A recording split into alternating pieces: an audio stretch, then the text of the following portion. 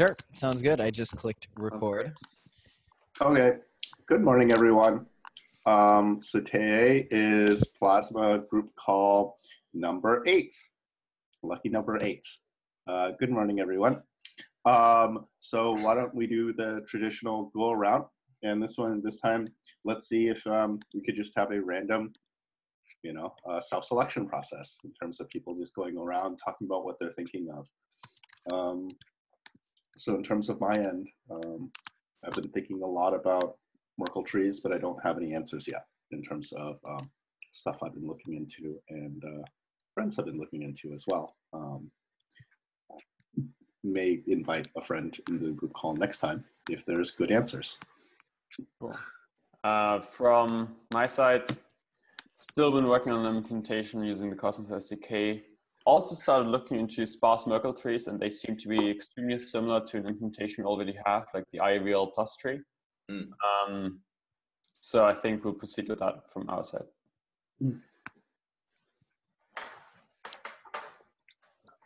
The biggest thing on our side is basically we're pursuing down the path of Plasma MVP, but we're exploring no comps via limbo cancels, I would say.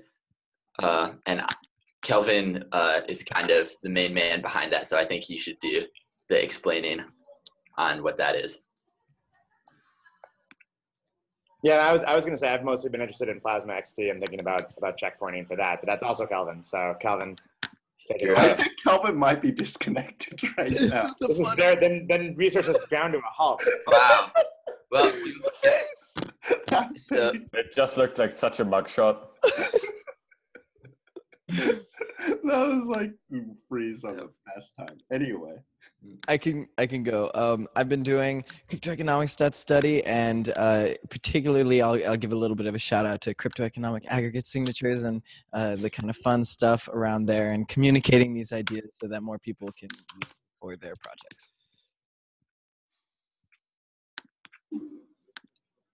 It's Kevin here. My first time on the call. I'm from Consensus, and we're just studying our plasma thinking. Don't have too much to contribute to this call. Hopefully, the next one. Yeah, so really just listening this week. So, for me, yesterday I had a very nice conversation with Carl, and I was trying to get help from him and Vitalik about a couple of things, which, as Carl suggested, is very related to plasma, and I was also hoping to kind of pick your brains about them. Like one is about how to have multiple nodes post potentially duplicate messages to Ethereum.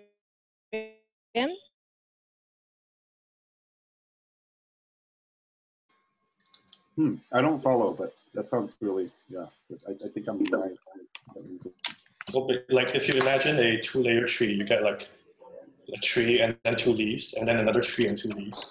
And then if you multiply them because the hash function is a group homomorphism. Like, oh, okay. That's what you're trying to do. Okay, yeah. Okay. Yeah. So yeah, that would be interesting. I think anyone knows about this function.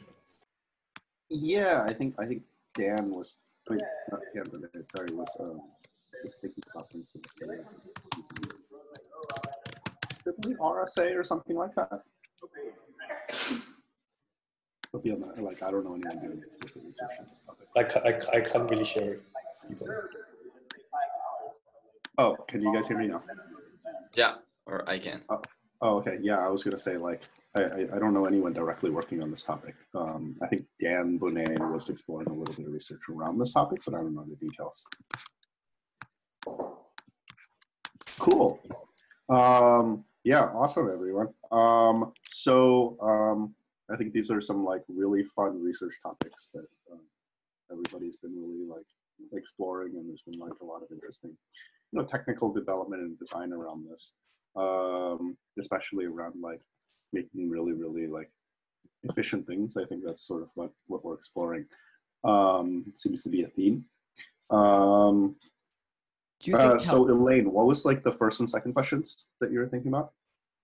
And the first question was, so suppose, let's say you have 500 nodes and they, some of them have a message and many of them may have the same message. And now like, I want these nodes to post these messages to Ethereum.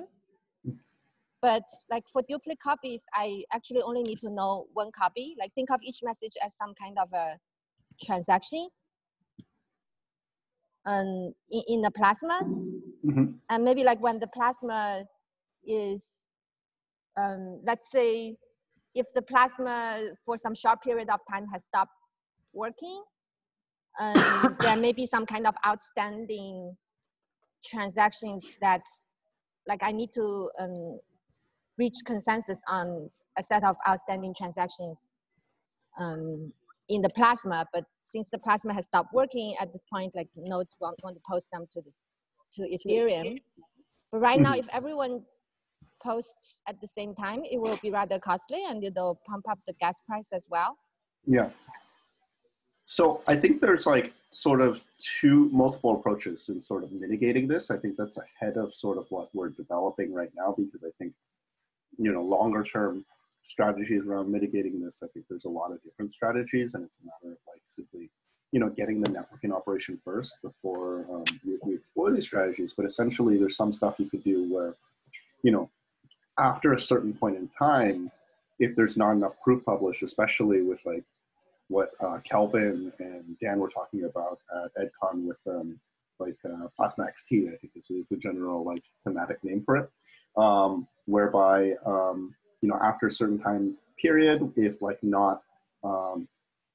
any like updates are not published, let's say after a year, the bit flag isn't set after a year or 2 years, then maybe it gets the owner, the sort of venue automatically shifts. So it's like maybe you have basically token A as sort of the consensus, the sort of block proposer, and then it maybe switches to token B as the block proposers is one way you could go about it. So it automatically like shoves the UTXO from like one person to another, or one group to another. So that's one way. Another way is like they were talking about earlier, when it comes to mass exit constructions, maybe a good optimization that can be done in the more shorter term. But also, we haven't really explored as much issues around sort of having third parties also be block proposers. The reason for that is because there's a lot of security risks by doing that. The main benefit of the Plasma design is that you have a single group of block proposers. And by having a single group of block proposers, whether it be a single proof of authority or a set of participants, i.e., let's say a set of token holders or whomever it may be, by having this set, essentially people agree to sort of publish the block data. So that creates like an economic and reputational cost to basically doing block withholding attacks, which is basically another way to effectively help the system. By allowing third parties to basically recover by publishing Merkle root commitments, that would basically run that risk of having third party attackers start proposing things, start publishing things without publishing the associated block data as the principal risk that we're looking at. Yeah, so effectively the question then becomes, you basically need to put in protocol, like as part of the protocol, exactly who the block proposers are, and you can't have that be a flexible set insofar as like, maybe 1% of the population suddenly you add on randomly can become a block proposer. You can't add on random block proposers. Post hoc is the issue. Yeah, I think maybe the scenario we are looking at is a little different, like because we have, let's say, 500 people and they each know some things. Like some things may be known by many people, but other things may be only known by one person, and you don't know whether many people know it or only you know it. But you want to make sure that anything that anyone knows should have at least one copy posted to Ethereum. Yeah. So that's why it's like I So guess this round robin token kind of thing might somehow work, but it's kind of like complicated nonetheless. Yeah. There may be some optimization that might be possible if you can constrain groups of participants from collectively publishing, and it requires effectively 100% agreement. So assume like UTXO, let's say like 100 to 200 want to publish a Merkleized commitment together, then there might be some optimization, but I think like this is basically an optimization that would be made in the far future. I don't know, what do you guys think about that? I know that at least one thing that's worth mentioning is that this particular problem is very much solved with account abstraction. So like basically when like the signature checking and the kind of nonce checking is something that can be like messed around with, and you can like write your own. It doesn't have to be, every transaction originates from an account with a signature and a nonce. Then you can just send the kind of like signed block headers. And so everyone would be basically broadcasting the same exact message. And so it would just basically, you just get a bunch of duplicate messages and you just throw out the duplicates. Right now you can't do that because each message is going to have its own unique signature to then trigger the, thing. And the real issue is who pays gas, right? When we get account abstraction, the contract itself can pay for its gas. For now, all these externally owned accounts are the only ones that can pay for the gas. So this is why this is an important change that will coming soon to a shard near you. Yes, yeah, that does seem like a very nice solution to the problem. And when do you anticipate like Ethereum will support new account abstraction? I cannot say. It would be on Commit the to a page of date. Reddit. Cool. So Carl, why don't we talk about like cryptoeconomic aggregate signatures, and then Kelvin can get updates on the free checkpoints in Plasma. Sure, that sounds fun. I can give a kind of overview of the idea. So let me first mute David. There we go. So basically, the idea is instead of actually checking signatures, the actual signatures on chain, like doing the kind of cryptographic proofs on chain, what you do is you say, okay, I'm going to assert some claim about the state of the world, basically, like which signatures are like about these signatures are valid. And then I'm going to say, okay, there's some bond that I have that if you prove me wrong, if I basically assert, okay, this signature exists and I have access to this signature and I could eventually submit it on chain, then if you can prove me wrong and say, okay, no, that you did not actually have access to this signature, I'd never signed this, and you lose your bond. So the like basic construction is like, okay, instead of doing the like cryptographic stuff on chain, you say, okay, I'm going to make a claim, and I will just say this claim is kind of backed by some economic value. And the key property that we want is we want to say that there are people who are able to challenge the assertion, and they are able to challenge that assertion with 100% certainty that that challenge will succeed. Right. So like basically the way that this whole thing works is like you want to make sure that there is like a bounty for challenging an assertion, and that bounty is not like a subjective thing whether or not your challenge is going to go through.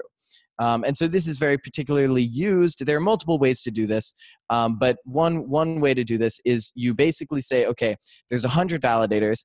I'm going to have a bitmap of length 100, and I'm going to have a 1 for every validator that signed, and I'm going to have a 0 for every validator that did not sign.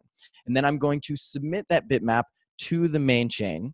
and maybe I'll submit also a Merkle root of all of the signatures, but that, that's also that's optional. It's depending on your construction. And then I'm going to say, okay, we are going to assume that this bitmap is correct, basically until proven otherwise. And if it is proven that this bitmap has any like ones where there should be a 0, then the entire bond of that submitter claimer is going to be burned, and some amount will be sent to the what's it called, challenger. And it's important that some amount is burned, because then I've noticed this, that like if you don't burn anything and you just give all the bond to the challenger, then the challenger is always going to be just the dude who submitted it himself. And so that's no good. So you can only give a little bit of a reward. Just a fun note. Cool. Yeah. I think the other thing to talk about is basically the security assumptions implied therein. The blockchain always assumes that there is a 51% honest majority in miners, and the incentive is aligned itself in terms of 51% honesty, and that's always the presumption in terms of the cryptoeconomic aggregate signatures, and that's part of the design. Essentially presuming 51% honest majority and 51% honest in terms of non-censorship, respecting non-censorship. That's the strong assumption, and it presumes that the cryptoeconomic games do not create certain types of incentives that break that as well, and create Schelling points or sort of a Nash equilibriums that may break that as well. And then the other thing, I guess, to talk about is, to describe is that essentially this is one of those, how do I put this? Key building blocks when exploring cryptoeconomic games. And essentially, how to put it? It's just one of those tools that you can use when designing contracts, right? Like that's basically like the simplest way to describe like how this is in terms of effectively creating an interactive game, a multi-step game and sorts. So think like by that we mean, for those of you less sort of familiar with the jargon, it's sort of a multi-step flowchart. Imagine. And each step in the flowchart is basically a publication on the blockchain. And you can sort of, come to agreement on sort of the state, or you could disagree and force the blockchain to sort of process the flowchart. And this flowchart that Carl is talking about is specifically agreement on inclusion and exclusion of state off the agreed upon off-chain. Do these really require 51% honesty? I mean, like you can assume that they're all like cognitively rational and like. Yeah. So the presumption on 51% honesty, that presumption is, I'm not necessarily describing the latter half of your question, more that the first half of so it's not about the incentives per se. Let's isolate that. It's more that 51% do not basically create a cartel to censor your transactions. Right. Yeah, that will cause that will cause Plasma to fail. Yeah. Yeah. And the presumption is that that isn't a strong consideration when it comes to incentives, simply because the blockchain basically relies upon a 51% honesty presumption in terms of participants, whether it be miners, validators, whatever it may be. It's such a weird topic with all the honest and rational and like all the differences. But yes, definitely, no doubt, censorship resistance. We need that. Otherwise, this is completely broken. Although, actually, speaking of which, I totally forgot. In fact, this is not always the case. It is kind of the case, but in sharding designs, we are actually considering using a bunch of cryptoeconomic aggregate signatures. And a way to kind of strengthen them is actually randomly sampling them. like randomly sampling different signatures to then be published to the chain. So it still kind of like requires, you have no guarantee that your cryptoeconomic aggregate signature will be correct with this random sampling, but it at least has a little bit of an extra precaution for that doesn't actually rely on censorship resistance. So you can lose your bond technically while being on a censored chain if you lie in your cryptoeconomic aggregate signature. Speaking of sampling, I think this is slightly off topic, but I think people should definitely check out this paper that recently came out from a group called Team Rocket about new consensus protocols called Slush, Snowflake, and Avalanche. That it's sort of this cool new family of protocols that use sampling to say you don't even have to hear from all validators, or even most validators, or even anywhere close to majority of validators, in order to know with statistical certainty that they reach finality. So I think that there may well be applications of that, and it's sort of a really cool tool to use sampling for this. There may be cool applications for that in Plasma, on chart and otherwise. So yeah. And I think the principal people talking about this publicly is Good, right? Emin Gunser is talking about yeah. the topic. Yep.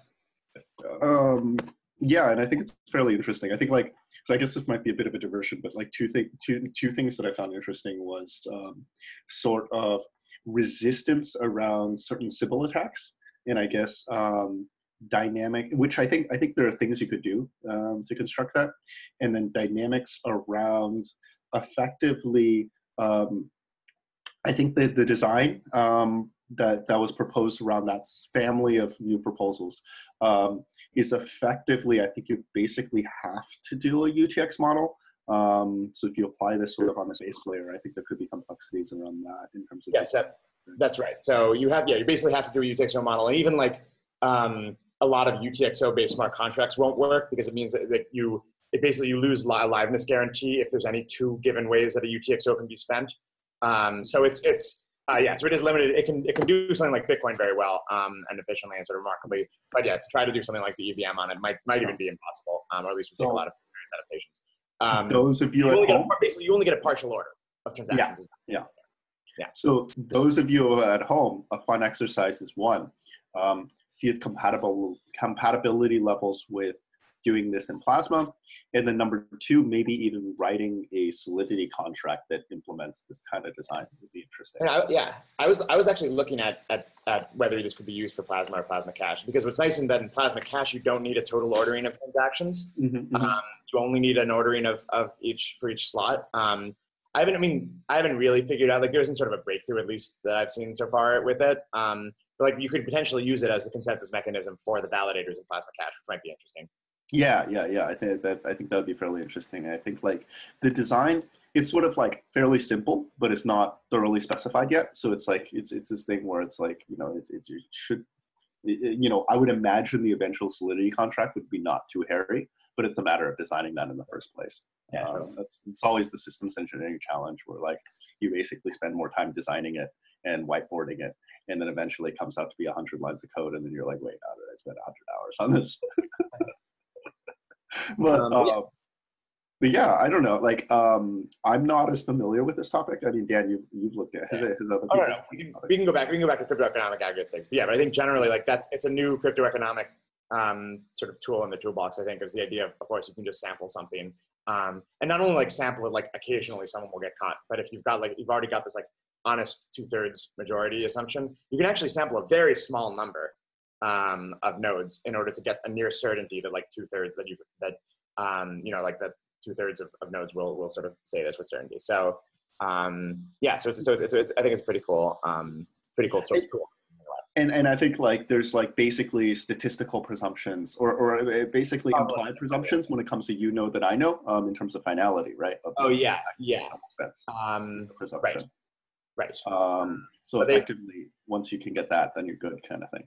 They do all that math, so yes. Yeah. But I do want to go back to cryptoeconomic aggregate signatures. I think one an application that in Plasma that I think is already really promising was Kelvin's idea to use them for checkpointing, and that's Plasma XT, which is using what's basically a cryptoeconomic aggregate seg, so that you can just sort of get consent from a bunch of parties to checkpoint their coins. And yeah, now I wonder if you could do that, if you do that somehow statistically, like using sampling to make it a little more efficient. Right now, yeah, it requires 1 bit on the main chain per checkpointed coin. Mhm. It does not require participation, as far as we can tell. It does not require participation of the operator, so you can checkpoint your own coins. Or yeah, a group of coins, pretty cool. Calvin, do you want to explain? I missed the Calvin part, and so I don't think we have it recorded. So. No, we didn't. Yeah. Sure, I can explain it. So the general concept is we want to be able to checkpoint coins on Plasma Cash, because without checkpointing, the histories start to get very, very large. So in a year, the histories start to be something like a gigabyte. So you'd have to transfer a gigabyte worth of data. Can I interrupt? We're dealing with trade-offs between, and it's to summarize what Calvin is saying, maybe to simplify it for people watching at home. We're dealing with trade-offs between publishing data on-chain and which could reduce data stored off-chain locally on people's hard drives that they need to propagate to each other. I don't know. You want to? Yeah, sorry.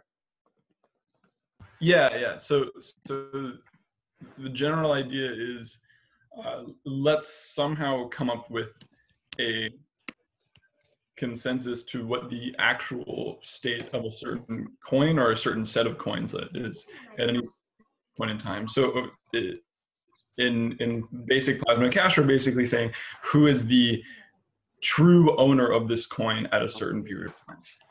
And so the naive solution here is just to say, let's let the operator claim what the true owners are, and then publish a root. And then after 2 weeks or something like that, then this is the correct state, and everything before that is, you can throw that away. We don't want to do that because the operator could withhold the actual state, and they could just publish the root of the state tree. And then there's basically nothing you could do. You would have to exit, and we never want to force a user to act unless they would receive a bond in exchange for acting, right? And this also puts a time constraint on exits, and so we would be back in sort of these Plasma MVP assumptions. So we want to get rid of that. So the concept behind using cryptoeconomic aggregate signatures is that if users have to actually consent to have their coins checkpointed, then they will know if the operator is trying to cheat them. So the operator presents a tree to the users. The users can sign off on the actual state tree, and then the operator presents a signature on, or a cryptoeconomic aggregate signature on the root chain, claiming to have these, the owners of these coins have signed off on this checkpoint. And so at that point, you have a few, your flow chart goes in a few different directions, right? So either the operator put a 1 somewhere, and you did not consent to have your coin checkpointed, and so you would know that the operator either has a signature from somebody who is not the valid owner, or does not have a signature at all, and so you would challenge and show, I am the valid owner, please prove to me that you have a signature. Or the other option is that the operator puts a 0 somewhere where you actually did send them a signature, but there's not really anything you can do there.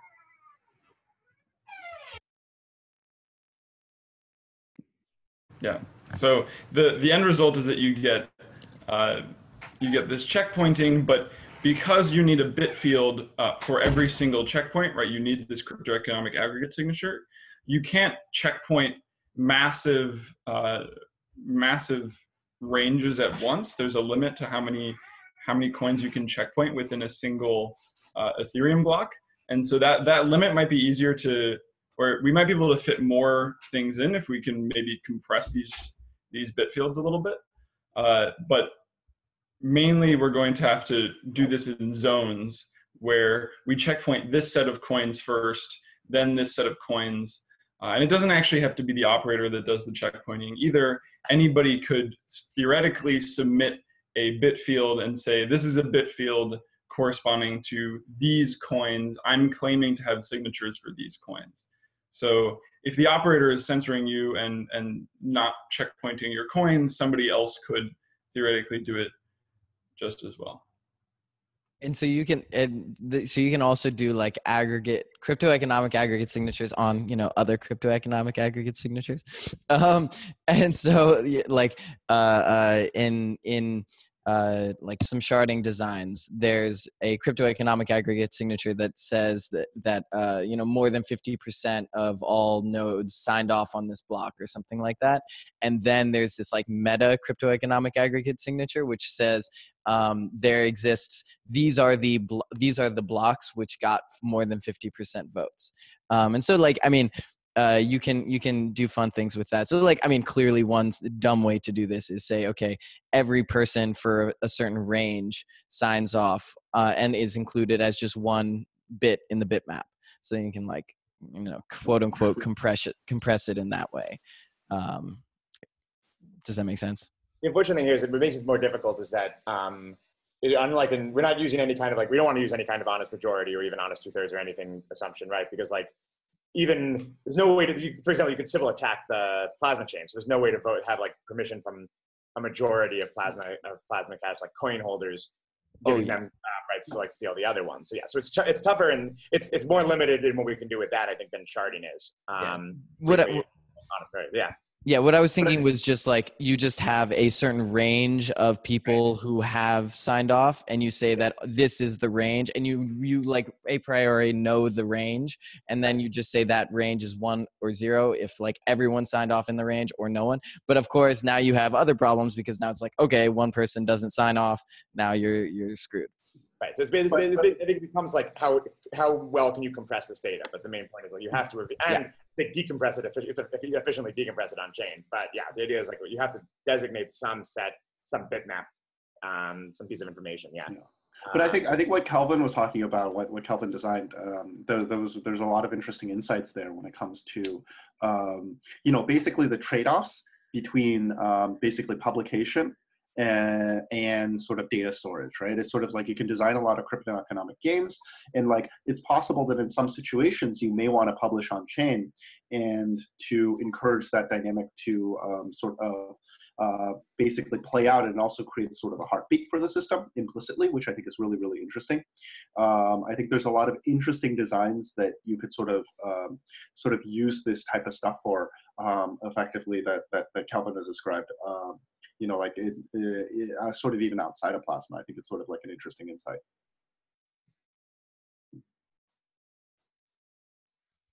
Yeah, but yeah, I think yeah, it's really, really cool, and I think you know, the various the collaboration on sort of the designing this, I think, you know, Kelvin sort of you came up with this like shortly before like EdCon in collaboration with a couple people, right?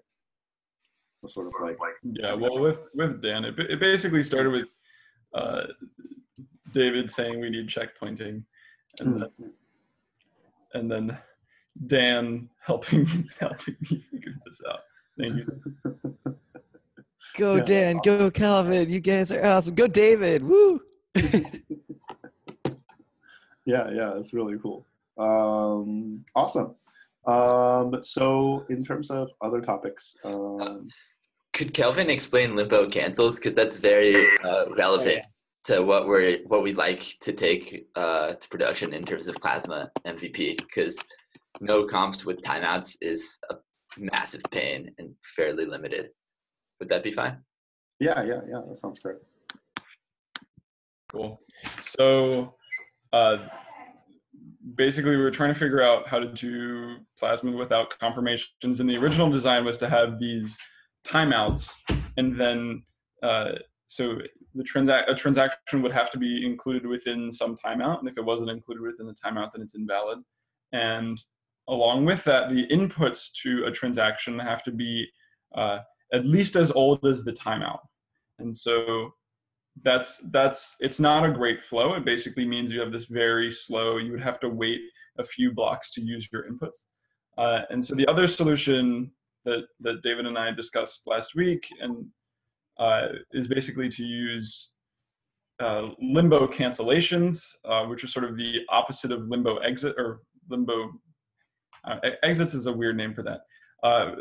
The basic concept is, let's say we have a transaction in flight, then the transaction may or may not be included in the chain, and so we want to resolve that, because otherwise we have the situation where without confirmation signatures, the operator might be able to use your in-flight transaction to challenge an exit on the original UTXO. So you wouldn't be able to exit from any of the outputs to that transaction, and you could try to exit from the original inputs, but the operator could challenge you. And so limbo cancellations basically say, all right, we have this in-flight transaction, it's in limbo, we don't know whether it's included or not, so let's just cancel it on chain. Basically, both parties agree in this little process to put the transaction on the root chain, and then they say this transaction is not valid. And both parties put a bond on it. The sending party puts a bond because they'll actually need to exit, and the receiving party puts a bond in case the receiving party spent it later. And so there's a period of time where either the sending party or the receiving party can be challenged. So somebody can show that the receiving party actually spent the coin or spent the UTXO, and so the cancellation is invalid. So you shouldn't cancel something that's already been spent. Or somebody could challenge the sending party and say that they double spent somewhere. Does all sends inside the plasma chain, does that require a bond? And presuming the operator puts up the bond? All sends? Sorry, what do you mean? A transfer from, let's say, A to B inside the plasma chain, and you want to have faster confirmations. Is the presumption that there's a bond being put up? No, the presumption is basically just that if something goes wrong, so if there is block withholding, then the sending and receiving parties both put up a bond on the main chain to cancel this transaction. But there's no bond for any other sends. And then, okay. And then the question then is, basically, when are transactions treated as final in that way? Basically, is the question that I have. So I think it's the same finality as MVP. As soon as it's included within a block and seen, and then final on, as soon as that block is considered final on the main chain. So I guess under some number of main chain blocks. Okay. So the goal is to treat it as final if you see it published in a block, and you don't want a two-stage process. Is basically the goal. Yeah. So it doesn't add any sort of finality. The only difference is that you don't need to send the confirmation signature. So it exchanges the confirmation signature for, in the case that something goes wrong, you need to have this collaborative process between the two parties, and then we have this extra piece here where if one of the two parties doesn't collaborate, you need to introduce this idea of fault. So some coins are locked up, and it is your fault that these coins are locked up. And I think that's maybe the one thing that we're considering. Is this something that we want? But for example, let's say I'm a user. I'm buying something from a merchant. I'll send a transaction to a merchant. While I'm sending the transaction, the chain goes bad. Now I ask the merchant to refund my money. The merchant doesn't, and so the money is now locked up and will probably be stolen. But it's the merchant's fault. And so from the perspective of a recipient, they treat it as effectively final if a plasma block has been created, propagated to the recipient, and the commitment has been included in the block on the main chain. For the sender, they similarly treat it as final under those same conditions. And then in the event that a transaction basically fails during the plasma chain, let's say, block withholding starts, then a withdrawal proof creates this basically bonded cryptoeconomic game. Is that the presumption? Yes. On the chain? And so and in then MVP, sorry. With this cryptoeconomic game, the game can basically start at any time. So let's say the chain fails. I'm thinking, for example, with Plasma Cash under the strict Plasma Cash construction, if the chain fails, 1 year later someone wants to withdraw, that's when the cryptoeconomic game starts, right? That's the presumption. Mm-hmm. Yeah. Yeah. So this was mainly thought about. Basically, let's say the recipient wants to do a withdrawal, and then they publish the most current state and the withdrawal transaction, and effectively you just play back that last step kind of thing.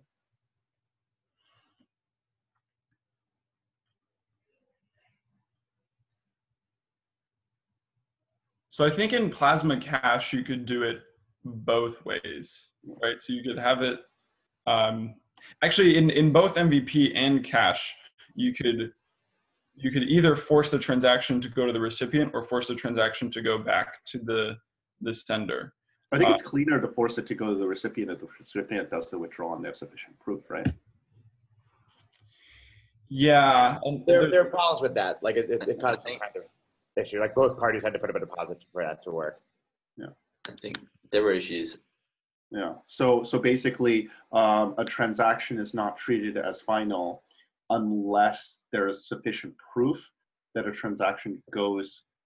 No. You have to do it. Okay. So here's the issue with this construction that I have questioned is, let's say the block is withheld, and by the block proposal and then it was committed to, and it got sent to, let's say, Mallory.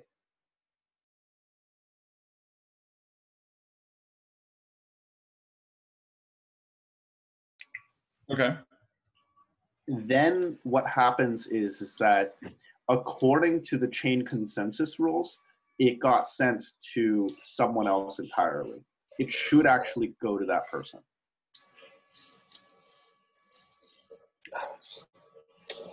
So yeah, that's why. Basically, you should not, as the recipient, you should not attempt to redeem on that. Ever. It's the sender that should be attempting to redeem. Because if the recipient doesn't have sufficient proof that it was included in the block up to that point, then in fact it could have been double spent to someone else. Yeah, so this is why we need the double bond. Yeah, in the withheld block, it basically could be sent to someone else. So effectively, as the recipient, your rule is if it's not included in a block, just don't even treat it like it's your coin ever. Yeah, right. That's why cancellation is easier. That's why limbo cancellation. But you can do a limbo confirmation, but you need both parties to put up a bond, basically. Yeah, but why would both parties put up the bond? It might as well just be like, do the withdrawal and then send it to someone else. No, because if you try to do the withdrawal, the operator, someone else gets the bond. So No. But like the sender, let's say the sender attempts the withdrawal, and they just do the withdrawal directly to the recipient's ETH address. That's a lot cleaner.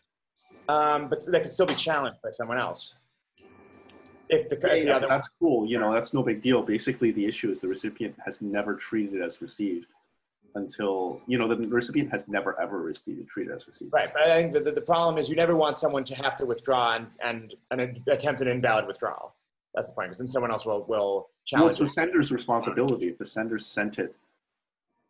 But the operator, you want the sender to be able to provide a proof, and then the sender puts up a bond that it was not sent to someone else. I see. So the sender puts up.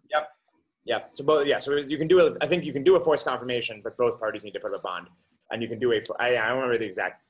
Basically, all withdrawals you have to put up a bond anyway, right? So it's but I think for a forced cancellation, only the recipient has to put up a bond. So it's a bond that they haven't respent it. So that's basically what they're bonding in that case. So. Wait, what do you mean a forced cancel? So you can do a limbo cancellation where you go to the parent chain and the recipient Bob says, Alice tried to send me this transaction, but as far as I can tell, we're not seeing what's there, the operator's withholding blocks, whatever. I'm canceling it. And what they are promising there is that they've never signed a transaction that spends from that coin. They've never spent that coin, and someone can challenge and receive their bounty if they can provide that. But otherwise, the sender is making that proof, basically. No. The recipient is making that promise, and now the sender, and after they've put that on the parent chain. I don't know. I really should. I think maybe this is. I guess this is what Calvin wrote up originally in the Little Wings post. Okay. So I can go sort of online. I think it would definitely be good to spec them out a little more. Okay. Yeah, but this. I feel like I understand the general idea, and this sounds like a really good. Also, I'm actually only talking, I guess, about Plasma Cash here. So maybe honestly, I think MVP actually might even be a little harder. Calvin, you were saying. Yeah, but that's yeah. It sounds like a lot of the discussions with what David and Calvin have been talking about. I think was just a continuation of that, and I think it's really good. It's very interesting general idea. Yeah, I also think it'd be the math Kelvin did with regards to kind of Plasma MVP and Plasma Cash was super helpful in helping me wrap my head around like what each would look like in terms of actual like storage requirements once they're implemented. And so yeah, I would have to look at those numbers. We need to do more math. This is like one of the main takeaways from Vitalik, because he actually just like estimates what things are, and that's actually super useful, and I don't do that nearly enough. My God. Cool. Yeah, I feel like this call we got through a lot of fun topics. Yeah, that's amazing. Yeah, thank you everyone, and thank you for everyone for listening. Yeah.